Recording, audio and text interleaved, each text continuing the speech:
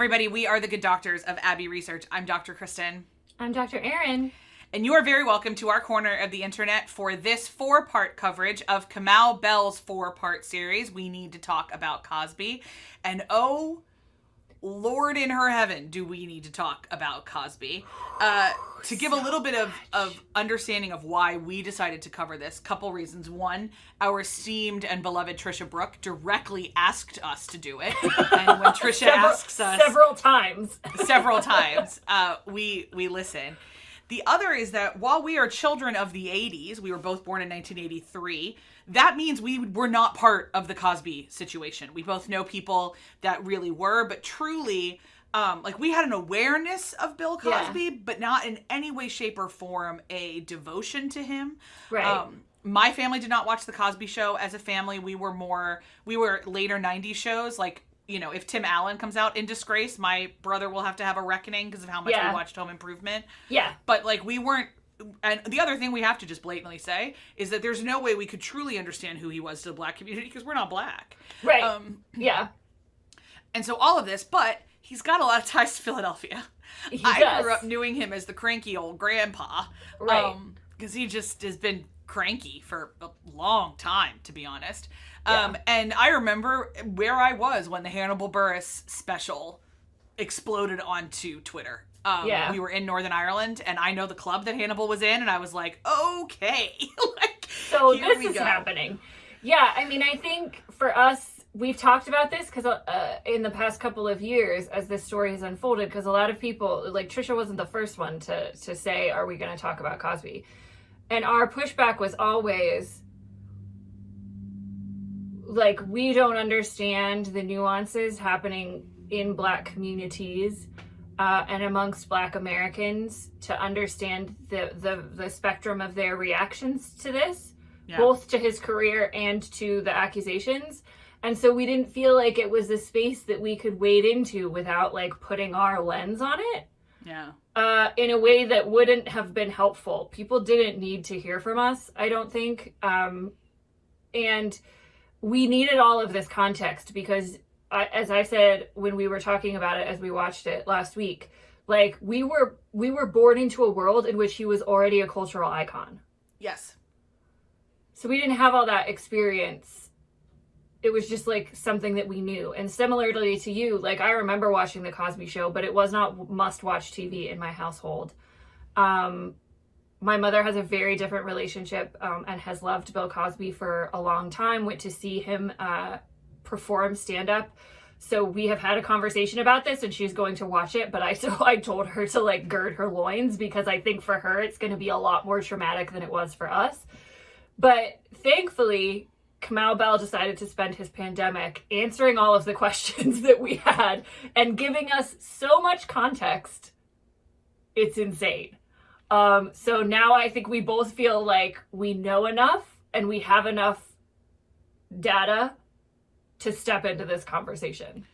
And anyone who is interested in conversations about abuse of power and cover-ups needs to watch this documentary. Oh. It's 4 parts. It's currently in the United States living on Showtime. That's, you know, who gave Kamau the money to make it. God bless them. This is There's shades of Weinstein in this. There's shades of Nassar. There's shades of Sandusky. There's shades of the other big names that we have. Nothing is quite like this. Mm-hmm. If you're a podcast listener, you'll know that my husband and I just talked about Jimmy Savile, who is in kind of a way the closest allegory we have to Bill Cosby in terms of Great Britain, and who Jimmy Savile was to a generation of people in Great Britain. Yeah. And in the same way, they both did good things. And that's why people didn't question the bad things, because how can someone who does good things be bad? Well, spoiler alert, what we have learned is that it's very possible to do good things, even if you have really, really nefarious and really, really just flat out evil motivations and actions. I will never call a human being evil. It's not something I am going to do. The actions that we were told about in this documentary were evil. The actions were evil. And they were more evil than I honestly could have ever imagined. So for instance, in this episode alone, we're going to get up to 1991, covering a series of jokes he told about something called Spanish Fly, which just blew my mind right open. But I think we do have about 3 categories to talk about here. So it covers, it's his beginning, where Cosby was not like, he didn't break the color barrier in nightclubs, but he kind of did on TV comedy. And he was who he was in that way, who he was to the entertainment industry we're going to talk about. Then we're going to talk about kind of who he was to the black community in this point in time as he became that way. And then we need to talk about Playboy clubs and Spanish Fly. And so those are kind of the buckets that I think we want to put this thing in. Yeah. This is all before he was deified, which is what I will say happened in the 1980s. So all of this is pre-1980 events. Yeah. And we'll say we believe the women. Kamau believes the women. We believe that his conviction at no point in time was he not... Bill Cosby was convicted of sexual misconduct and sexual assault against Andrea Constand. He was convicted of that. He is currently a free man because of a prosecutorial misconduct and a bad decision. He was not exonerated. No, absolutely not. And he confessed on tape. He is a convicted sexual offender. Correct. We legally have to say allegations for the other 60 plus women, but he was legally convicted of assaulting Andrea Constand at least. So I want to say that right up front and get that out of the way, because you'll hear us probably going back and forth between alleged and not. So we want to acknowledge the ramifications. I'll say really quick, my favorite thing that happened was that Kamau both starts and ends the documentary by asking a whole lot of his talking heads who Bill Cosby is. Yeah. And so right away we get a whole lot of people telling us they don't know, it's uncomfortable, they don't know how to answer that. And then this one woman whose name I wrote down in episode 4 but not in episode 1, just blatantly looks at the camera and goes, he was a rapist with a TV show once. And I was like, okay, here we go. Yeah. Oh, okay. Here we go. Is what we're doing. Yeah, but it was so helpful to just start, the opening minutes of any film kind of sets the stage for where we're going. And he clearly set the stage for a space in which a lot of perspectives were going to be welcome and shared. Excellent point. Yep. Which is not like, so he didn't come in saying, this is my narrow perspective, this is the story I'm telling. He came in saying, this is messy. Let's hang out in the mess for a couple of hours and see what comes from it, which I really appreciated, because I think especially in cases like this, there's a lot of push to see things in black and white. Absolutely. And there's nothing clear cut in life. No. To the extent that our emotional comfort levels want there to be. Yeah. Yeah. All right. So I would love it if you could unpack, because I know you had a lot to say about this when we were sitting on the couch watching this together. Can you unpack his incrementalism, non-threatening kind of way he became America's first black comic? So... each episode is an hour. It probably took Kristen and I an hour and a half to watch each one, because we would alternately pause. We were always hitting the space bar.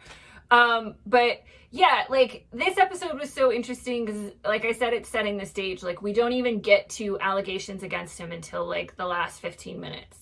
It's all about understanding how and this whole thing is how he became Bill Cosby. Whatever version of Bill Cosby that is, whether it's the stand-up comedian, America's dad, serial alleged rapist.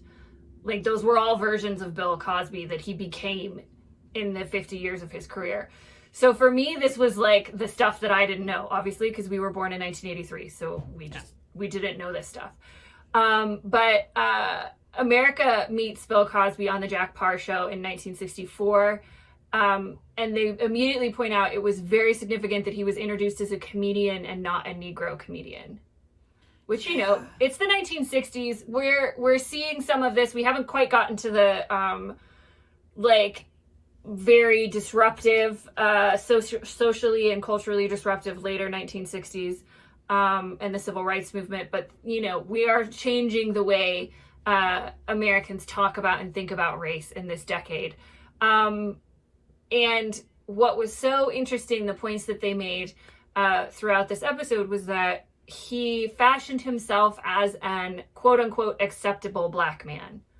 He was his comedy did not address race explicitly. It did not address what was happening in the 1960s. And one of the best quotes was that he was saying a lot of things of substance, but not making people uncomfortable or making them think about themselves. And this is, for me, starts to outline kind of the genius, for good or ill, of Bill Cosby in understanding who his audience was at all times. Yeah. And he knew at this time, on the Jack Paar show and on these television programs, his audience was white. And we get introduced to Dick Gregory, who was the first black comedian to play to white audiences and who actively talked about race. He was the one who broke the color line in 1961 and the first black guy to make it on TV, black comedian. So he is called the Jackie Robinson of nightclubs. And very early on, we have like an interview, I think, with Bill Cosby where he says he wants to be the Dick Gregory of Philadelphia. Yeah, and then there was a real change, though, because then Yeah. he goes on to being, like, and they say that, like, there's something happened in, like, 1963, and no one can figure out what it And is. no one knows what Yeah. it is, but he changes course and decides he wants to drop all references to racial strife and removed his race from his comedic, like, equation. Yeah, yeah. Which is when we get to the first, I think, pause that you and I pressed the space bar, was Yeah. that he was called raceless.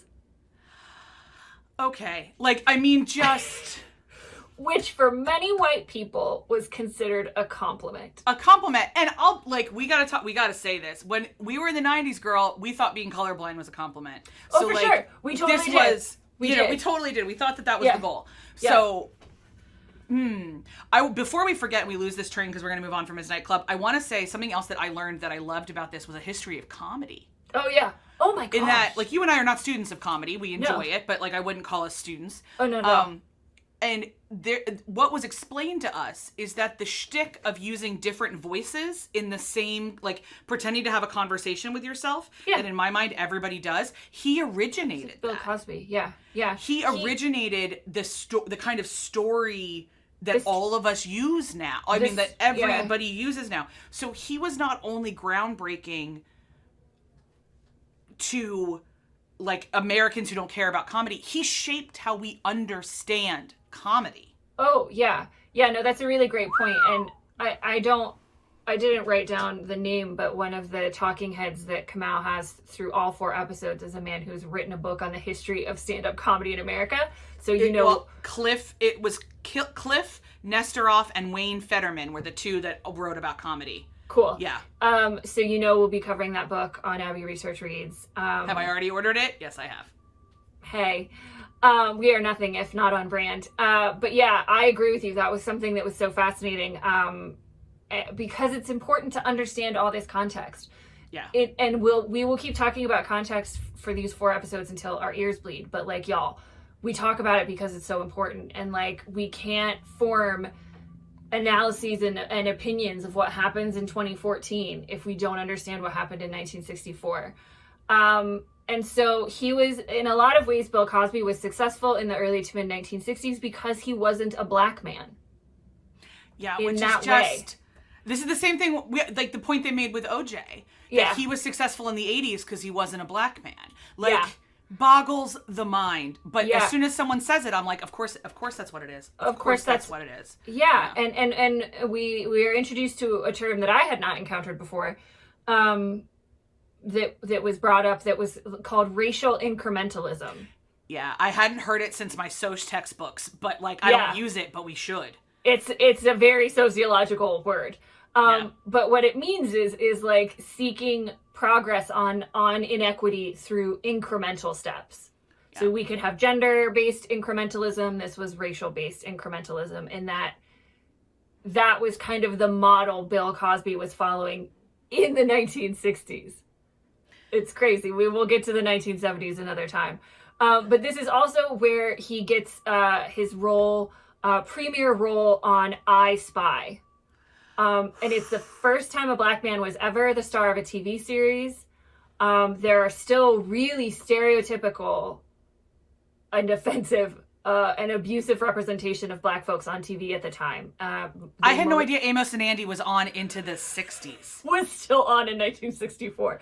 I had no concept. In my mind, Amos and Andy was the 30s. Right. Like, right. So it's that, like, this is an America that is still has the lingering effects of minstrel shows and all of this kind of stereotypical reducing of black folks to caricatures and all of these stereotypes of unintelligent, illiterate, all of these things are being continuously perpetuated into.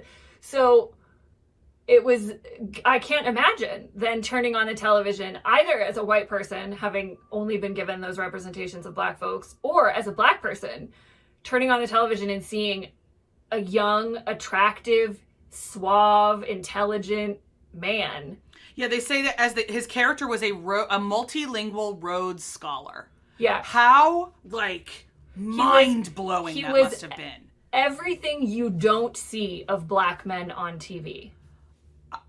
I was... Like, I had heard he was on I Spy, but I've never seen another, like, cultural retrospective that has explained to me what I Spy was. Yeah, truly. Same. So thank you, Kamau. Thank you. Thank you, Kamau, for that. Because all of this is setting up how he became the cultural icon that he became in a way that his character was unassailable. And another thing that he did while he was on I Spy, revolutionized television for black folks, was he advocated for and insisted on black stunt people on the show. Knock me with it. Like, I was last week years old when I learned that we used to just paint white people's skin. Oh God, y'all! They show a clip, and it's from one of the Bond movies. Yeah. And it was the first Tomorrow time. I can't remember. It's something. It was when Shirley Bassey, the first time Shirley Bassey was a Bond girl, and they interview her, and she's talking about it, and she's like, "They didn't have a stunt person for me. They just had like a really muscular white man. Like, it's so obviously a man, body-wise, and then it's so obviously a white man." And that he changed that. He said, no, bring in somebody who looks like me to do, if I'm going to do these stunts, I'm going to have somebody who looks like me, to do them if they're in the script. And they had Kamau had a string of talking heads talking about how important that was and how impactful that was and how he changed the course of black people on television. So we start the first half hour of this episode with, like, how Bill Cosby changed television. Which, again, not something you or I knew. We just knew him from The Cosby Show. But yeah, and it was the setup for how complicated this is and how messy this is, because he did do a lot of good things. But what we get to by the end, and I'll set you up to talk about Spanish Fly here a little bit. It's a brilliantly crafted episode of television in that by the end you're like, oh my God, Bill Cosby was this, like, how did he become this, like, person who committed all these evil acts? And what Kamau tells you is, oh, he was doing that the whole time. Because in the setup, I'm thinking, watching it, I'm like, oh, so when did he start allegedly raping women? 1965. Oh, the whole time. He was doing it the whole time. And part of it is because of culture, and part of it is because of Bill Cosby, but I think that's the last bucket that we want to talk about for this episode. So, I was last week years old when I learned that there were Playboy clubs and not just a magazine.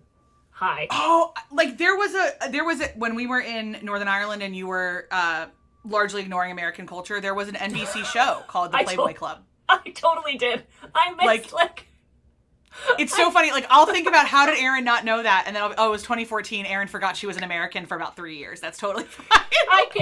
But see, like, I can only hold so much. You're much better at holding more things in tension. I've totally dropped, like, Northern Irish politics. Do not ask me what's happening with Brexit. I have no idea for the last 2 years because I can only hold so much. So, yeah, it'll be so funny. I'll be like, why didn't I remember that? And I was like, why didn't I remember all this stuff about Cosby allegations? I was in Northern Ireland. Yeah. And I am just somebody that can hold more in my brain. I also have...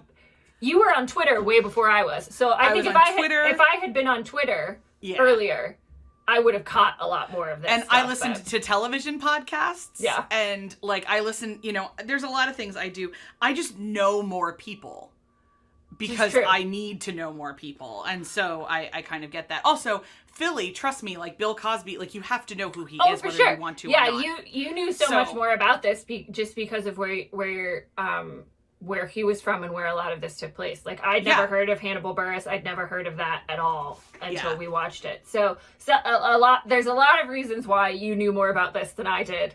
But let's talk about Playboy clubs, not all the same. So what's important to realize and remember is that misogyny and patriarchy are at the core of all of this. We can have a million other conversations, and we should and we will. But at the very core of this, Hollywood and the United States and every country on this planet is built to prioritize men's experiences, men's pleasure, men's joy, men's choices. And so, especially in the 1960s, being a womanizer was celebrated. And the Playboy Club, so Playboy magazine, in case you didn't know, because I'm realizing now people might not actually know this, the joke that people read it for the articles is legitimate. Some of the best investigative reporting that happened in 1960s and 1970s America happened because Hugh Hefner paid them to do it. Mm-hmm. Hugh Hefner was happy to pay people huge amounts of money to investigate Watergate, to investigate all these things, because in his mind, the Playboy centerfold did not negate him being a good person. Yeah. And did not, because everyone was celebrating it. We make fun of Hugh Hefner and Larry Flint and everything now, and we say that they're dirty old men. Maybe they were, but they definitely weren't in the 60s. They were men of massive power. Penthouse Forum is one of the places that really crafted the advice column. Like, before there was Dear Abby, there was Penthouse Forum. Before there was really, really hard-hitting Teen Vogue articles, there was Playboy. It is not just a joke, because no one has, Playboy print isn't printed anymore, so I want to make sure everyone understands this. Also, Playboy clubs were huge. They were in a lot of parts of the country. Barbara Walters did a special on one where she acted like a bunny, actually, in the 60s. They were kind of all over the place. But all of that says is a really good reminder to us that it wasn't until the 1980s that a woman could open a credit card in her own name. We are a minute into gender equity. A minute. And the reason that men are in charge of things is because they had a 4,000-year head start on leaving the house. So this is a great example of a lot of times in which women didn't speak up, not only because he was Bill Cosby, but because who the hell believed women in 1960s? No one. Nobody. What was sexual assault if you were a Playboy bunny? Are you allowed to say you were sexually assaulted if you are a Playboy bunny? And I mean, it's so important because we have... For the record, our answer is yes, but there's a lot of people that disagree with us. Yeah. And, we have this conversation all the time on our corner of the internet in terms of what does consent look like, and misogyny and the patriarchy and assault and abuse all the time. It's a hobby horse of ours. But one of the things we always talk about is understanding the context of the times that we're talking about. Yeah. And so many of these phrases and ideas and questions that we have now when humans come forward and accuse someone of sexual assault. What were you wearing? Why didn't you call a cab? Why didn't you go home with your friends? Why did you start drinking in the first place? They all come from way back in our history of culturally embedded misogyny.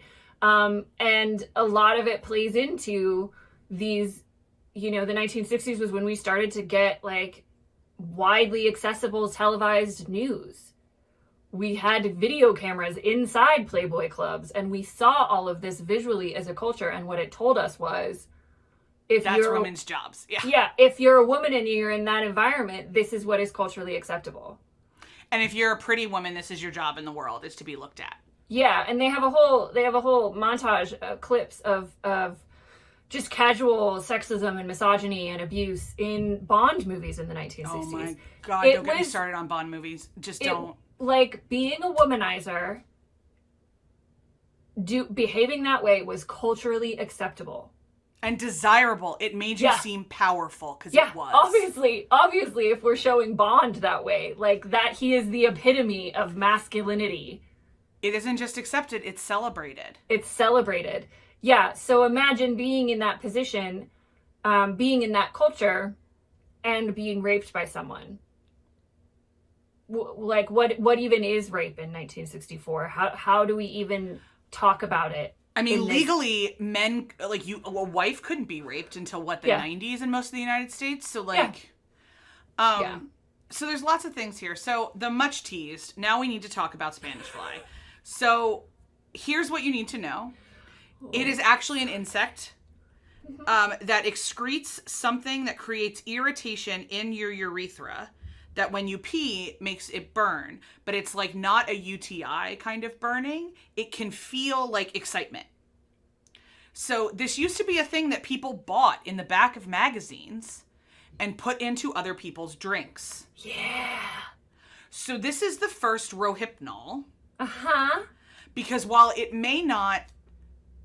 if you are not somebody who has had penile and vaginal intercourse, allow me to alert you that the relieving of sensation is one of the reasons that people who have vaginas often have sex, whatever the sensation is. And if you believe the sensation is coming from attraction because you didn't know this thing got dropped in your drink, there you go. So this is something, and Bill Cosby had Spanish fly jokes, had whole routines on his comedy album about putting Spanish fly in people's drinks. Up until 1991 on the Larry King Show was telling people that he put this into women's drinks. That it was celebrated, it was okay, it was good. And in case you don't know, what Bill Cosby is convicted of is of drugging women before the sexual assault. Yeah. That's a key part of his particular... the sex educator used the word kink, and I think it's probably not... like, his kink is obviously unconscious women. Like, that's obviously his kink. Yeah. And we'll get in episode 4, the wonderful sex educator that we have makes a great point about how you create a safe environment for people like Bill Cosby to act out their kink. Yeah. And we'll get into that, which is just a really great point. But this is a thing that people... I did some Googling. Many, many people in Bill Cosby's generation remember buying this. Yeah. Remember using this.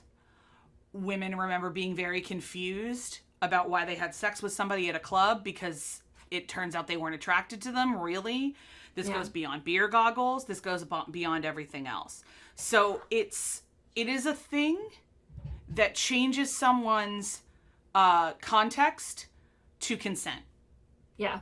End of story. Therefore, to me, it should be, and is now, I would hope, illegal. Yeah, and, hilariously in my head, I just thought, while you were talking about it, like, Spanish fly is the prelude to Quaaludes. Like, rhyme, unintended. What a little jaunt. Prelude to Quaaludes. Prelude. But like we'll get into Quaaludes in when we talk about episode 2, because that's when Kamau gets into Quaaludes. That was also culturally acceptable. Topically, not personally. Like we're not actually going to take them. Yeah. Neither does Kamau, to my knowledge, but we talk about them in episode 2 because it is part of the culturally accepted behavior at the time. And the way. For me, aside from the Bill Cosby at all, I knew a lot of the arguments for why we misunderstand and limit our ideas of consent prior to this. Like, I knew them. But having these bits of information was not something I had spent a lot of time in. Like, spending 20 minutes, as we do in episode 2, understanding that Quaaludes were the cool thing to do. I always forget that drugs were cool to do. Like, I always, like, whenever we're talking about the 80s and someone's like, there was just a lot of coke on that set, I'm like, of course there was. I totally forgot. Yep. Yeah, okay, got it, yeah. So for me, because, like, part of it is unlearning, like, the cultural soup that I was born into and you were born into. Like, in my mind, I hear Quaaludes and I go, ooh, date rape drug. Ooh. Like, my core gut reaction. So I have to kind of unlearn that or relearn a different version of it as we're talking about this to understand the evil genius of Cosby understanding the cultural norms and acceptabilities of drugs at that time, especially drugs and then sex, in a way that allowed him to continue with his activities. But yeah, I mean, I think for me, that was, Spanish Fly was definitely the craziest thing. The craziest thing. And then right at the end of this episode, we get a story from a former Playboy bunny who is telling her story of how she allegedly was assaulted by Bill Cosby in 1969. She never talked about it. She didn't know there were other women. She thought it was just her. As we go through this series, we will hear slightly different but very similar stories from all of the women who have come forward and made allegations in terms of what happened to them specific to the incident, but also how they thought about it, how they thought about themselves, why they didn't come forward, why they eventually did. It sets up a pretty clear pattern in terms of both his behavior, but also how humans behave when they've been assaulted and raped. And for me to learn that the allegations go all the way back to 1965, even though he makes the point at the end that like it seems like such new information when we get it in 2014 because it had been kept a much better secret than Harvey Weinstein. And you know, so it seems like brand new information, and so it is so important for Kamau and for us to go all the way back to 1965 and understand that it was always there. So next time we are going to open with a documentary that was made in 1968 that Aaron and I have never heard of, but that every Black person in this documentary had watched. No. That we need to have an entire conversation about for sure, and we look forward to that. In the meantime, we would love for you to do all the YouTube-y things. We would also love to hear your thoughts on this episode. Had you ever heard of Spanish Fly? Please tell us that we're not alone in being this confused. But more than anything, and this will be, a version of this will be my benediction for all 4 of these episodes. Our hope is that your heroes don't become deities, and so when they prove to become humans, you are not destroyed by their humanity. Our hope is that may you, in any case of abuse, be trusted and heard. May justice, as you define it, be something that you can pursue. May healing be part of your journey at all times. And may you always remember that just because someone is very good at something does not mean they are a good person.